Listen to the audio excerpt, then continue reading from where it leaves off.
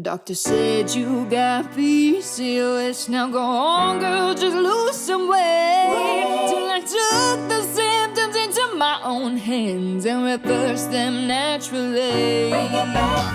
So I became a dietitian to help my sisters feel the best they've ever felt. Take a step in my direction if you wanna prove them wrong and take control of yourself. Join a sister and a mister. Welcome, everyone, to another episode of A Sister and Her Mister. Today, we have Lisa Hendrickson-Jack here with us. She is a certified fertility awareness educator and holistic reproductive health practitioner, and she teaches women to chart their menstrual cycles for natural birth control, conception, and monitoring overall health. In her new book, The Fifth Vital Sign, Lisa debunks the myth that regular ovulation is only important when you want children by recognizing the menstrual cycle as a vital sign. Lisa is the host of Fertility Friday podcast, a weekly radio show devoted to helping women connect to their fifth vital sign by uncovering the connection between menstrual cycle health, fertility, and overall health. Welcome, Lisa. Thanks for coming on. Thanks so much for having me. Yeah, thank you so much for being on the podcast. And right before we started the episode, we were just talking, getting to know each other. You mentioned it took you about 2 years to write the book. Can you tell us the process of writing the book and the kind of information the research you were gathering and the process behind it? Yeah, no, I'd be happy to. It was kind of one of those long time coming kind of situations because I started my podcast now. It'll be about 7 years ago or so. Mm-hmm. And I mean, before that, I was teaching women about their menstrual cycle and fertility awareness on a very grassroots kind of small level. And ultimately, when women discover how their cycle works and that you're not fertile every day and there's only a short window and you can track your cycle, and not only can it give you non-hormonal birth control options or help you to conceive, it can also give you a window into your health. So the number one thing that I hear from women when I share this information is, why didn't anybody tell me this? And then, everyone needs to know this. Yeah. So ultimately, the book was my intention was to put something out there that would provide a lot of the information that I talk about on a regular basis in one place. Mm-hmm. And so that was kind of the mind kind of behind the book. Yeah. But of course, I'm not a medical doctor. And a lot of the things that I'm talking about, although they're becoming more common, are still not really well known and certainly not like common. Like your average woman still doesn't really know how her menstrual cycle works or all of those myths about the cycle. Mm-hmm. So with that in mind, I wanted to provide a resource that not only described these, issues and challenges, but also provided the women who read it with a solid resource. So it's not a scenario of like, well, Lisa said so and I should take her word for it, but it's more, this is the research that she, this is where she looked to gather this information. And so that was really my intention, thus the 40 pages of citations in the book. Wow. And they're really small too. I know, I saw. Small font, yeah. It's honestly the type of book that you would hand to your 16-year-old daughter to learn about what her body does and to feel more empowered. And honestly, there's one thing that you had said, and how we can't get pregnant every single day of our cycle. There's only a period of time, like 6 days, where you can get pregnant. You know how many women don't know this because no one has told us until later. Like I learned that later. Like I feel like that was the first thing I should have learned, know? Well, they basically teach us the exact opposite of that. So I can remember my junior high school, sex ed class. You may have had a similar experience when they told us that there were no safe days. You could get pregnant any day of the cycle. Like, don't even look at a guy. And I used an example in the book where this woman legitimately went to a doctor, and at some point in the conversation she was told that women in their 20s, they're so fertile. I mean, they could get pregnant sitting on a warm bus seat. And this was like an actual thing that her medical doctor told her. So certainly then when you learn that there's only like a small window, I mean, it's even for women who read the books and who start charting, it actually can take a long time to kind of shift the mindset and actually realize that there are periods of your cycle where you literally biologically physically cannot get pregnant. Right. I feel like it's like a scaring tactic. Like when we're Uh-huh. kids, they just don't want us to have sex. They just want us to be safe as possible. So they're just like, don't even touch each other. And like, Don't even sit on a bus seat. yeah, Especially if it's a warm. Oh yeah. my God, that is so disgusting. Who says that? I'm dead. So, I think you're but, absolutely right with that scare yeah, tactic, because that's what happens. And so even for myself, I was terrified, but it was still different. So when I became sexually active, I had been on the pill for a different reason, for painful periods. But then I had my own reasons for not, maybe I'm just a weirdo, but because I wasn't taking it for birth control, I didn't take it the right time. And so I had read the thing and I knew that I just didn't want to be scared all the time that I could be pregnant. So I decided to use condoms. But when I was growing up in high school in the 90s, we were taught that condoms were an effective method of birth control, up to 98% effective when used correctly, which is true. Mhm. But these days, the younger women in their 20s that I speak to, they really have internalized the message that if they're not on hormonal contraceptives, that it's basically this, like, it's just a matter of time until they get pregnant. Like, it's basically the same Wow. thing as not even being on the pill. So I feel like the indoctrination / fear tactics have gotten even more aggressive. Oh, Yeah. yeah, Yeah. It's almost I like would birth say control so. is the standard route for women after they turn 18, or like in that age range. Just Mhm. take birth control, you'll be fine until you want to get pregnant, kind of a thing. Yeah, my friend just texted me too, saying she went to the gyno for not for irregular periods. Her periods were regular. I think she just said she had like acne and like some hormonal symptoms, and she was being pushed birth control. Like that was the only solution, and she has a boyfriend and everything. So fertility and getting pregnant, like the risk of getting pregnant early and everything was an issue for her. And it was like the only thing that the doctor recommended. Mm. Take and forced, almost like pressured. If she didn't know any better, if she didn't know me, she probably would have been like, okay, whatever. Like this sounds safe, It's like the only option. That's it. And Right. take it now. Yeah. Yeah. Yeah. So tell us about the fifth vital sign. So this might be something new to our audience. Oftentimes the period isn't referred to as a vital sign, but I love how you're calling it a fifth vital sign. And in your book, you also mention how we look at an EKG to see how our heart health is doing. So we need to look at our period health and see how our hormones are doing, Mhm. instead of masking it with birth control when we have symptoms. Just, you wouldn't mask someone who's at risk for a heart attack with a EKG that's like off the charts. You know what I Mhm. mean? So please elaborate. I love this. Yeah, I mean, so it's not a concept that's actually that new, and more and more health professionals are embracing this idea. And so there's a number of organizations that are coming out and saying we should be looking at the menstrual cycle as a vital sign. And so, in teenage girls, for example, it's encouraged then for the physicians to include questions about their menstrual cycle as part of the typical exam. Because, for example, if you have a 16-year-old who has never ovulate, like who has still not had her menstrual period, it is important to understand when that should be happening and why it's not. So, for example, I interviewed a woman on my podcast, and she hadn't had her period when she was 16. And so she was put on the pill. And so I was talking to her, and she was like 30. And so she had been on the pill the whole time. It was like Wow. a pleasant story. Like she ended Yeah. up having some complications and then ended Yeah. up having to go off it. But my point is that she literally had her menarche when she was 30, because like she never had a period without the pill. And when Wow. we were talking, she was like, yeah, I was really obsessed with my weight. I was like exercising a ton and et cetera, et cetera. So she had all the signs of HA, hypothalamic amenorrhea, which can prevent you or delay your Mhm. menarche, because you need to eat food to have a menstrual cycle. And so that's a good example of why, especially for adolescent girls, we should be looking at it. But for women of reproductive age, when I say the menstrual cycle is like a vital sign, so the most common vital signs would be things like your heart rate or your blood Mhm. pressure or your body temperature. And we all have a sense that if your blood pressure was too high, if you go to your doctor, they know what's normal.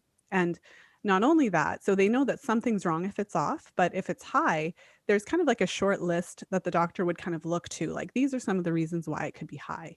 And so with the menstrual cycle, I think I love to clarify that I'm not just talking about the period. So when I say menstrual cycle, I'm talking about from the period until your next one. So all the steps in between. So your period, as you approach ovulation, and then the period of time between ovulation and your next one. And we can actually break the cycle down into a number of different phases and look to see what is normal within those phases. So if something's off with the overall length of the cycle, like in PCOS, it's, typically one of the signs you'd look for is if the cycles are over 35 days or they're fluctuating more than 8 days from cycle to cycle.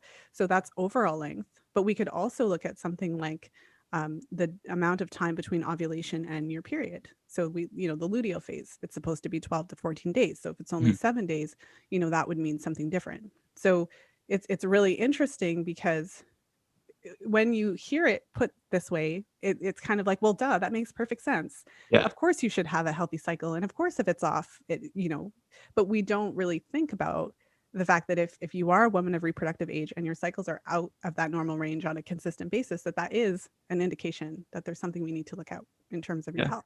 Yeah, and if you continue each cycle to be off, it just adds on to each other. So it's like the snowball effect over a long period of time. Are you trying to conceive? When you're in the process of baby making, you don't want to take a prenatal that's designed for a woman who's pregnant. They get expensive and have ingredients you don't need quite yet. Theranatal Core is a prenatal focused on women who are trying to conceive. It contains the active form of folic acid, folate, as well as 2,000 IUs of vitamin D. Also, it doesn't have any expensive ingredients that you don't need until you're pregnant. Theralogix' prenatal Theranatal Core is especially for women with PCOS who are in the process of baby making. Check the link in the description for our 15% off code. All right, babe, let's take a moment to correct our posture, take a deep breath, and have some pure spectrum CBD. Sure. Hey sisters, CBD can help with acne, inflammation, anxiety, sleep, and so many other PCOS symptoms. I personally take it throughout the day to help keep my stress hormones nice and low. Not to mention, I sleep like a baby every night and I don't wake up fatigued at all. Now open your mouth, please, so I can give you a serving. Ah. Now hold it for 60 seconds. Head over to purespectrumcbd.com and use the code THESISTERHOOD, one word, for 10% off. Can I stop now? Nope, you got 30 more seconds. So many risks come from having irregular periods or no period at all. And sometimes we ignore it, not having a period. And we're just like, well, I just don't have a period or, whatever. And we don't realize that it is a vital sign. Well, let me give you a couple of examples because, again, like we live in a culture that really looks at ovulation is only important when you're trying to have a baby, and otherwise it doesn't really matter. And so part of the message of thinking of the menstrual cycle as a vital sign is obviously to change that narrative because, again, thinking about a woman of reproductive age who's not menstruating regularly, it's not one of the analogies that I use is like you can buy a car, with or without air conditioning, and it doesn't change the functioning of a car. And we've kind of been sold this bill of goods that like our periods and our ovulation is kind of like the air conditioning, it doesn't matter whether you have it or not, but it's actually central. So in the example of a woman who's lost her period entirely, so in the case of HA, so hypothalamic amenorrhea, for example, is characterized by overexercise, undernutrition, and stress. So when a woman of reproductive age has lost, like she's not ovulating and she's not menstruating for a period of 6 months or more, it's serious.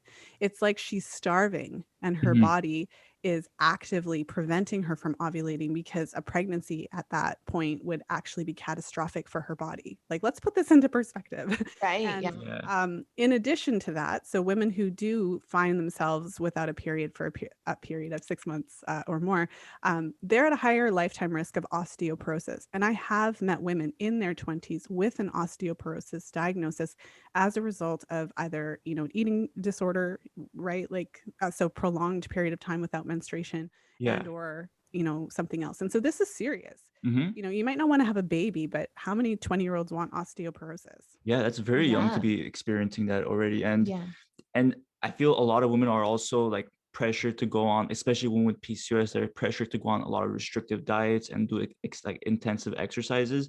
So it can only like make that situation worse. Like you said, the body is shutting down the ovulation because it it's under stress. So when you're adding on more stressful routines like restrictive diets or intensive workouts, you're making that worse too.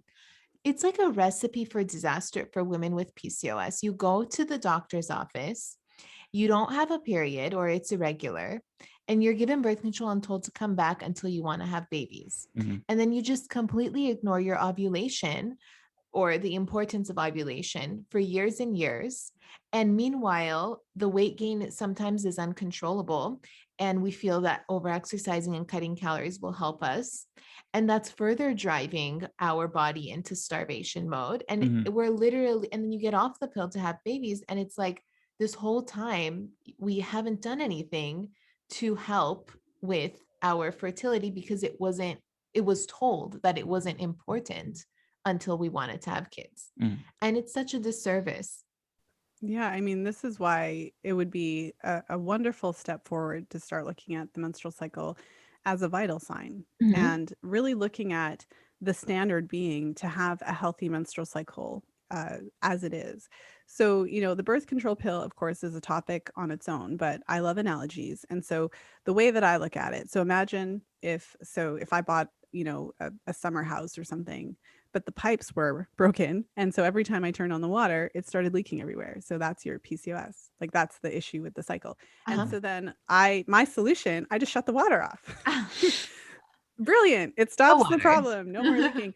But yeah, so this is the problem, because what hormonal birth control does, we're sold all kinds of lies, I'll just come out and say it, about what it's doing in the body. So I think the most common lies about it is, oh, it regulates the cycle, or, oh, it makes your body think that it's pregnant.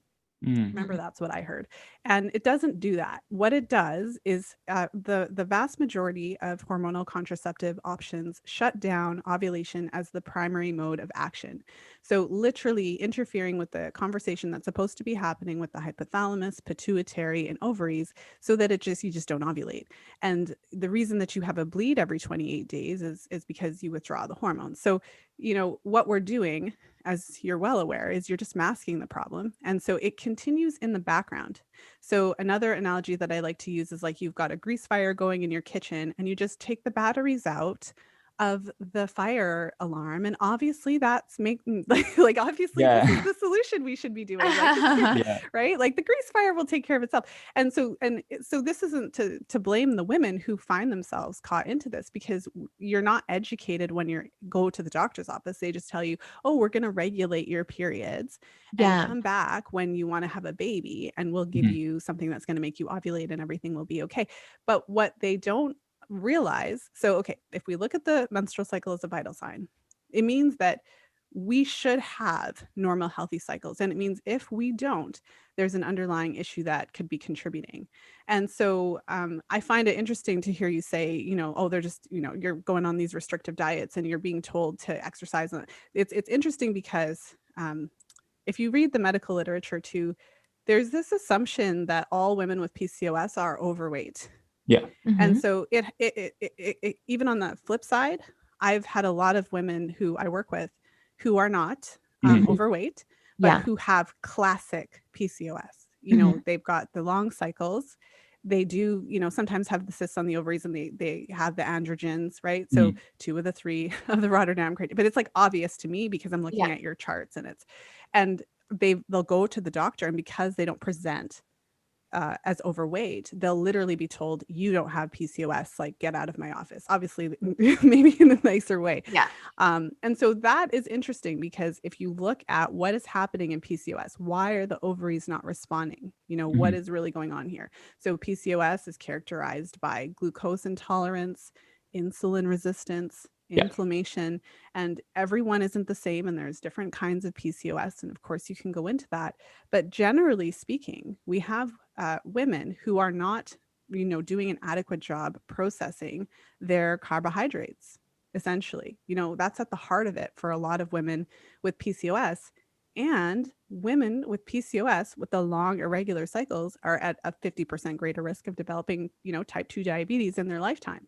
So by putting them on the pill, we're kind of pretending that it's an issue of ovulation, when really it's an issue of metabolism that is, kind of playing out in disrupted ovulation. Right. So And even the title of it indicates that, oh, this is an ovulatory problem. No, no, the problem is disrupting ovulation. Mhm. So if we deal with the problem, the ovulation won't be disrupted anymore. And then there's plenty of ways Mhm. that you can actually address it and normalize the cycle. It takes a bit of time and effort and work sometimes, but it can be done without the medication, without the pill. You are singing my song. When someone starts singing metabolic dysfunction or it's a problem of metabolism, I'm like, yes, That's what it is. problem of metabolism. We're called PCOS weight loss, but that doesn't mean that everyone with PCOS has a weight issue. It's the metabolic dysfunction that drives symptoms, one being very frustrating weight loss. So because, I'm a registered dietitian and I had lost 30 pounds with changing my diet and lifestyle, PCOS weight loss is our name, but that doesn't define all women with PCOS. Yeah. And it's all about the metabolic dysfunction. And like you said, glucose metabolism. Yes. Yeah. So we talked.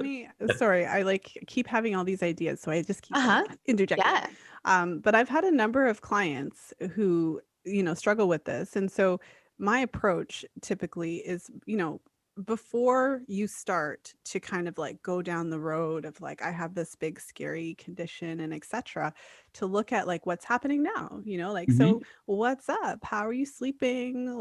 What's going on? How are you eating? And, most of my clients, it's well, they eat cereal for breakfast. So all carbs, no protein, right? So for a lot of women, it's not simple, right? You have to look at each person, but quite literally just organizing, starting to understand that it's not fair. We all have our kind of things in life, right? So it's not fair. My friend can eat all the carbs and she doesn't, so it's not fair. Let's just get that out of the way. So you're more sensitive to this. Okay. But if you can start to get your head around the fact that most women with PCOS do have an issue with insulin resistance and glucose intolerance, if you can start by just combining protein, fat, and carb, literally putting protein in your breakfast, combining them together so that you're working towards balancing the blood sugar when you're consuming, carbohydrates by themselves, it's just shooting it up, literally just doing that, just making that shift, making sure that each meal you have some protein, that you're kind of paying attention. It's not this big restrictive diet that needs to happen. It's just paying attention to, even looking at the glycemic index, incorporating more vegetables, a little bit less of the, the simple stuff, the sugars and all of that stuff. But anyways, what I'm saying is not complicated, right? So I've seen so much success from that one shift for women who, fall into the category of PCOS. And so again, that's why it's interesting to hear you say that so many women are encouraged to go on these restrictive diets and do all this exercising, when the biggest shifts that, sometimes I see in the cycle within even 1 or 2 cycles is by controlling the kind of blood sugar spikes throughout the day. Yeah. And I love what you said. For many women, it can be very difficult to find the right lifestyle diet changes, but it takes just one shift, a couple of shifts in your day, as you mentioned, with your breakfast, adding some protein to go along with their carbs, as well as some healthy fats. It's just these small changes over a period of time, consistency, it will create big changes, big results. Huge. So that's one positive note is although it can feel overwhelming, it just takes minor shifts every other day to kind of get along that path. Yeah, exactly. So I know we talk about how women with, PCOS is not the solution. Birth control is not the solution for women with PCOS. But let's dive into the fertility awareness method and other alternatives to tracking ovulation and preventing pregnancy that don't include hormonal birth control. So let's say we have some listeners who aren't aware of other solutions. Can you introduce the fertility awareness method to them? Yeah, so the fertility awareness method in a nutshell is understanding how your cycle works. So kind of going on the foundation of some of the myths that we touched on before, which is that you're not actually fertile all the time. You're not fertile every single day. And so in a typical healthy cycle, you have your period. And then after your period is finished, you have typically a couple of days before you start to see cervical fluid. So cervical fluid is clear, like raw egg whites. or it can look like creamy white hand lotion. And so in a typical healthy cycle, you may see anywhere from 2 to 7 days of cervical fluid as you approach ovulation. And so I keep saying typical healthy because I'll talk about PCOS after. Yes. But typical healthy cycle, you would have that cervical fluid leading up to ovulation. You would then ovulate, and then about 12 to 14 days later, you would get your period. So the fertile window, the time of your cycle that you, well, first of all, even if I divide the cycle in half, before ovulation, after, the only part of your cycle where pregnancy is possible is actually in the pre-ovulatory phase. And so from a scientific perspective, there are 6 days of the cycle where pregnancy is possible. And the reason for that is because ovulation only happens on one day, one 12 to 24-hour period, and that's it. So even if both ovaries release an egg, like we often see with fraternal twins, that is going to happen on one day because this is like a symphony of hormones that are happening. It is not random. I always say to my clients, like, we're not rabbits. Like, I think rabbits like ovulate like in response to sexual arousal and things like that. But fortunately, we are not rabbits. And so this is a kind of like it's really interesting to learn about how the hormones play a role in this process, because as the egg is developing and preparing for ovulation, the follicle is producing estrogen, and that estrogen is what triggers our cervical fluid production. So when we see that cervical fluid, that is telling us that we're fertile. So if you're trying to get pregnant, look for the days that you see the cervical fluid and have sex on those days. If you are avoiding pregnancy, understand that if you see cervical fluid, just think baby, like that's what that means. And so fertility awareness, essentially, when you're using it for birth control, you do have to take the time to understand the concepts.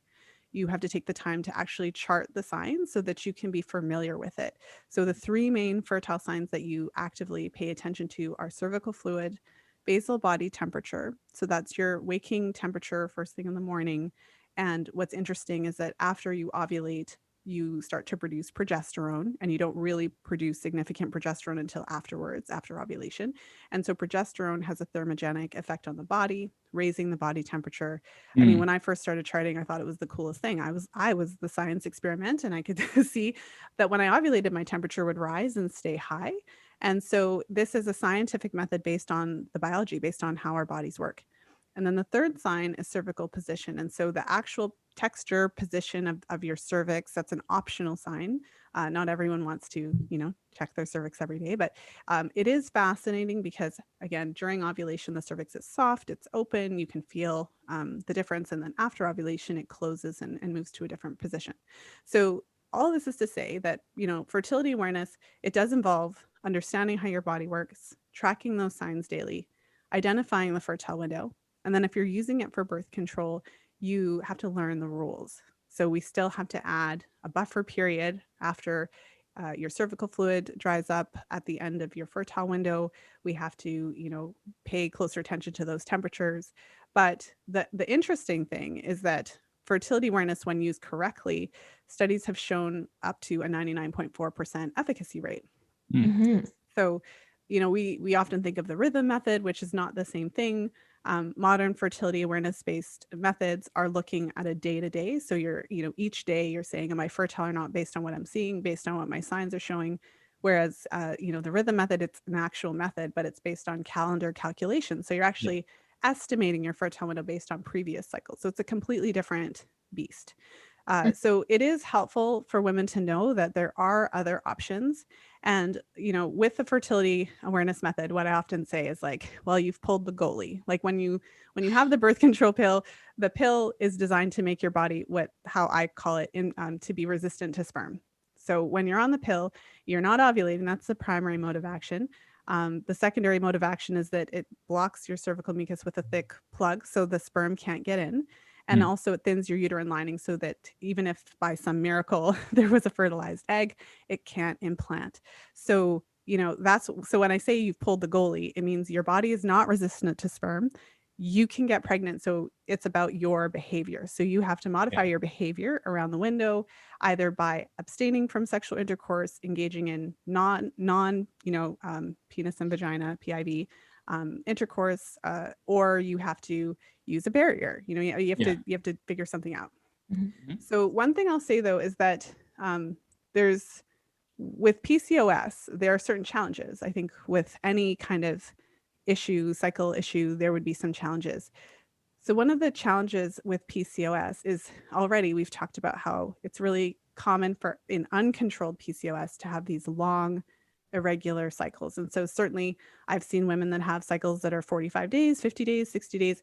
And in a situation like that, it's not like you just have like, I don't know, like 40 days of dry. And then you just have this cute little 6-day mucus window, and then you ovulate like real neat and tidy. Anyone with PCOS who's charted knows that often you're having multiple patches of cervical fluid or long periods of cervical fluid. And so what that means for birth control is that there's long parts of your cycle that you have to consider fertile. So you really have to have your strategies down for how you're going to manage your fertile days. And so, like I mentioned, in a healthy cycle, you may have 2 to 7 days of mucus. But if you have like 20 possible fertile days, it can get frustrating because you can't really have your kind of unprotected sex as you would if you were on the pill.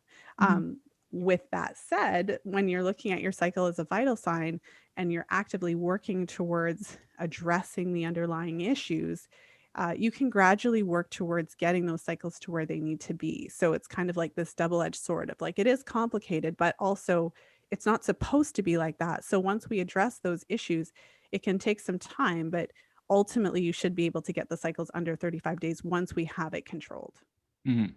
So I want to make sure I understood correctly. So when with PCOS, because of the cycles being a bit off, they can have bigger windows of fertility, like where they can get pregnant. Is that? Well, that's a really good question. Because no, the window would still be 6 days. But let me give you an example. So in PCOS, what's happening in a sense is that the follicles are trying to develop, but you're basically, something is happening to prevent it. So often, if I give you a non-PCOS example, so let's say I'm charting my cycles and then the government, for example, like locks down my community. And let's say that like I had important things to do and all of a sudden I can't. And so I'm really stressed or, but so I'm being silly, but the example is like in the middle of my cycle. This is what happened. Okay. For some reason I've got stress. So what can happen is that if I was in my pre-ovulatory phase and I have this stressful thing, it can delay the ovulation. So I could actually start to see cervical fluid and think that I am going to ovulate. And then, because of the stress, my body actually backs off. And then, the stressful thing happens. And then once my body's kind of back into a normal situation, I'll actually see the cervical fluid again and go into ovulation. So in the case of PCOS, it's kind of like that, where if it's uncontrolled, it means that you have, going to kind of like what's going on. So you eat the breakfast, you eat the cereal, the blood sugar goes up, your body releases insulin, but when you're insulin resistant, your cells are kind of like, whatever. And so then you release more insulin and finally the cells respond, but you end up releasing all this insulin, your blood sugar is higher for longer. And that's a stressful situation in your body. And so that's a very kind of rough example of how this could be delaying ovulation. So you end up having cervical fluid and then it's like, nah, and then more and nah. And so there are women who kind of believe that, it just means I'm ovulating a bunch of times. No, ovulation only happens the one time. And really the window is only 6 days. This can also be really frustrating for women who are trying to get pregnant, because it means that every time you see mucus, because you don't know if this is going to be the time, like you can't predict it ahead of time. So every time you see mucus, you have sex. But if you have like 3 mucus patches over like 35 days, of course it gets a bit frustrating. It's like dragging it out, basically. Yes. When you're having a late period. It's just dragging it out, dragging out all the symptoms, dragging out the PMS that you get before your period because your period's late. So now instead of a few days of PMS, you have a long period of PMS and you're just pissed all the time. Well, see, I would jump in and because it's like when you know too much, but the PMS part. So PMS happens only in the luteal phase after ovulation. So technically the PMS part wouldn't necessarily be like longer. It would just take longer to ovulate to even get to the PMS part, but you're still annoyed and frustrated all the whole time. The whole time, because you're not ovulating and your hormones, your progesterone isn't where it needs to be when it needs to be. And it's a catastrophe. So you're, I would say, and tell me if you agree, like you would be PMSy for a while, like a Well, little bit yeah, too long. but Yeah. I would, yeah, and that's mostly because it's really like, especially again, regardless of whether you're trying to conceive or trying to avoid, but especially, I work with a lot of women who are trying to conceive, and it can get frustrating because you want to know like when is the right time Yeah. to have sex. And for example, it's pretty common for women with PCOS to have elevated LH levels. LH is luteinizing hormone, and that's the hormone that triggers ovulation. And so you buy these ovulation predictor kits thinking, okay, this is going to help me. And certainly I've seen some different brands that are designed specifically to work better with PCOS. So I feel like there's progress here. But my point is that you can buy the strips and then they're like positive all the time. It's like, am I ovulating every day? Like, what's going on here? So, so what are some factors that can also contribute to our delayed menstrual cycle? So we know stress is one of them. There's xenoestrogens, and we read a lot about BPA and how that affects our menstrual cycle. Can you elaborate on xenoestrogens as well? Because they're everywhere. And it's just like, where do I even begin by cleaning them up in my environment? Yeah, I mean, it's a big topic. And so xenoestrogen is simply a word for chemicals that are similar enough in structure to estrogen that they fool our receptor sites. So they stimulate our receptors just like estrogen would. But often because they're not estrogen, they might have an even stronger effect. So they might get into that hormone receptor site and just kind of like have a field day in there. And so it's like it's in everything. I always say, every product ever designed for women, the hair, the shampoo, the soaps, everything with a scent. If you smell like strawberries right now, like sorry to tell you. So it's certainly challenging because it means you have to really look at your products. Fortunately, though, it's common enough now that if you do go and look at, your Whole Foods or wherever you look for natural products, there are a lot more product lines that don't contain that. So look for perfume. If you have something that's scented with essential oils or something, then you're much less likely to have that effect. So in addition to all the beauty care products, certainly there's cleaning products. So when you're everything to clean your house, and I know, again, now it's a little bit easier. When I first started to swap out my products, 10 years ago or whatever, it's like you'd buy these products that were all natural, but they didn't work. It's like, I still need a clean toilet. This is not helping. They But still now don't it's work. a bit easier. We I use all found a the couple healthy ones, but Yeah, we went through like a whole swapping of like cleaning supplies, and because we're in the same boat. we're Like we always really changing we them. really wanted to get rid of like endocrine disruptors, and like it's just to off of what you were saying, like it's easier now to find products that are healthier, but also like it seems like almost everything these days is an endocrine disruptor. Like like if you're using like a shampoo, conditioner, or even like your couch, if you have Scotch Guard, if The you plastic loofah you use to rub your body in the shower with. Don't forget your carpet and your Shower mattress. curtains. So the challenge here is to it's to not let it drive you insane, especially if you're at the beginning of your journey, because it is everywhere. So what I always tell my clients is like, the goal is not to be like pristine and clean and pure. Like, sorry to break it to you, but even if you get everything perfect in your house, you still have to walk outside and breathe air. So it's like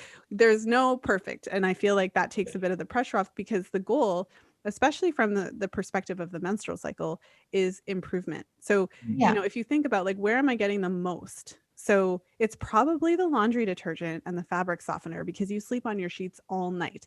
So what you can do is and don't throw everything out, like take a breath, unless you want to, but most of us don't, So, when you run out of your laundry detergent, for example, you can. So also, I'll just say that there was a time when I thought, oh, I need to buy, special products. You can just buy non-scented, like start there, right? Like it doesn't have to be the like $50 bottle of laundry soap that is made in wherever with the magical oils. Like you can literally just start with non-scented, because the goal is reduction. And you can do that with all of your household cleaning products. I've replaced a lot of those, poisonous toxic sprays with vinegar and water. And sometimes I'll put in some mint essential oil or tea tree essential oil for the antibacterial properties. But legitimately, like, you can keep it simple. And of course, you can add to it. For me, one of the challenges was dishwasher soap because every time I bought the natural stuff, it's like it didn't work. But eventually I found a brand. And so it's a bit of trial and error. I want to give a couple shout outs, like shout out to menstrual products, because often like you're putting it inside your vagina if you're using a tampon that's not organic and filled with pesticides, right? So it's not always the key solution for every woman, but certainly some women switch to organic menstrual products or they do like menstrual cups and things like that. And they may notice a dramatic reduction in their PMS symptoms or their period pain and things like that. So even to think about it that way. And there's something I just want to briefly touch on. I mentioned that women who have PCOS or have these long irregular cycles are at a lifetime greater risk of type 2 diabetes. And so I was at a conference couple years ago, and I did an interview with Dr. Joseph Pizzorno, and he had done a presentation at that conference, and he writes textbooks. So he has like a team of researchers, and he put on this giant slide that had hundreds of research papers showing that the strongest correlation to diabetes was toxin exposure because of how it interferes with your body's ability, like the receptor sites for insulin.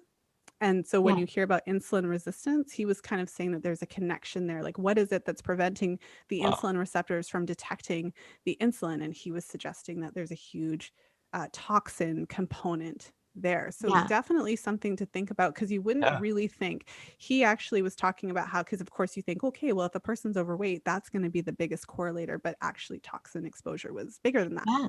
Because the toxins live in the fat cells and they cause inflammation. And then when your cell is inflamed, then the insulin can't give it the sugar from your bloodstream to burn, et cetera, et cetera. Yeah. And like you were saying, because in the last few decades, like the instances or the percentages of diabetes have gone up. And that, of course, has to do with diet, but also with the amount of endocrine disruptors that have been introduced into our environment. So it's like both diet and the environment have impacted and maybe have increased the levels of diabetes in our population. Yeah, a combination, I'd say. Yeah. But going back to I'm just so curious, going back to the endocrine disruptor, I'm so curious to hear what laundry detergents would you recommend? Because I do the laundry at our house. Time folds. I just wash it. Amazing. And when I do it, like there's a couple of times where like it just doesn't get the stains out or whatever. And like we've switched a couple of times. I think I found one that works pretty well, but I'm just curious what you like. Well, so I mean, I'm in Canada, so I don't think that it'll matter for the laundry detergent, though I think we all have the same stuff. So, I mean, like I said, I've tried a bunch of stuff. I remember I bought, I think it's called Nellie's when I had my son, and so that he's now 8, so that was a long time ago. And of course, it was because I was pregnant, and I bought this special soap because I wanted it to be mild, and the soap didn't work. Like, I'm not going to knock Nellie's. I'm sure it's wonderful. And it's probably my fault. I probably wasn't putting in enough, but it doesn't matter. Either way, it didn't work. And so like the clothes were not getting clean. Yeah. So I really, like I mentioned at the very, like when we were talking about this, I often just buy non-scented, non-dyed. So I will actually buy just Tide free, or I'll buy Purex free or whatever. Like, I don't really care about the brand. And then right now I actually have this fancy, like, I don't know. I don't remember the brand. It's probably EcoMax, because there's this. I'm not affiliated, but there's a brand called EcoMax. I really like, because it actually works. Like, they have bathroom cleaner spray that's naturalish, and I think it's scented with essential oils, but it actually, like, you could spray it on the tub, and it actually cleans the tub, and it actually cleans the toilet. So I think right now we have our lavender, like, essential oil, but I don't, and that's what I try to talk, like, that's how I try to talk to my clients as well, because if we get caught up in trying to get this brand, and then it can kind of paralyze us, when what we really need is to wash the clothes, and we just need something that isn't going to pollute our inner air, inner air quality. Absolutely. Yeah. Keeping it simple, going for the scent-free stuff, one step at a time, not like feeling like you have to throw out everything just to wash your clothes, Exactly. Yeah, it's a good point. Well, because I can take it to that level, right? Because so over the course of about 6 months to a year, I'd say. So I started with the beauty products, went through the cleaning products, Mhm. Same. and then then I started replacing all of this, like the nonstick pans, and then bought the cast iron pans. And then I bought like a water filter that has a fluoride filter. And Mhm. then you can start looking at like, oh my goodness, I need a new mattress. Mm. Right? Like, so do I need to buy an organic mattress? Like, so it's Go- like, do I need we to take out the carpets because they off gas? Like, Yeah, it's taken so far. The wood is laminated. What's it made of? I know. Honestly, we actually, when we bought our mattress 2 years ago when we first got married, I was like, I want an organic mattress. Okay, like we're gonna start fresh. Everything is gonna be organic. I'm not gonna deal with this off-gassing nonsense.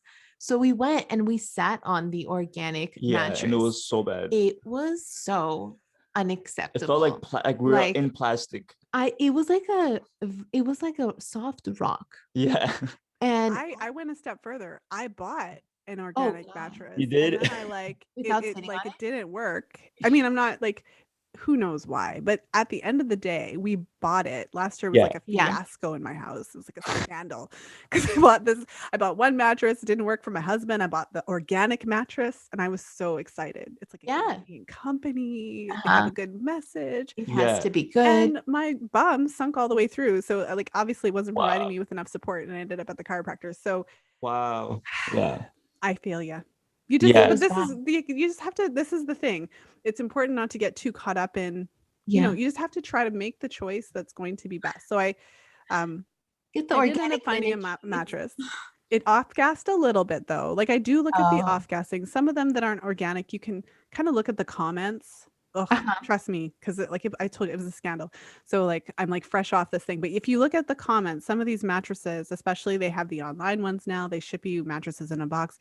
So you can Yeah. actually look at the comments and search for stink or smell or off-gassing and see what people are saying. So even if it's not organic, you try to minimize. So this is exactly Yeah. my point, because I'm not some magical person living on a mountain somewhere with no xenos. Like Yes. I still live in the world with everyone else. Uh-huh. Yeah. Uh-huh.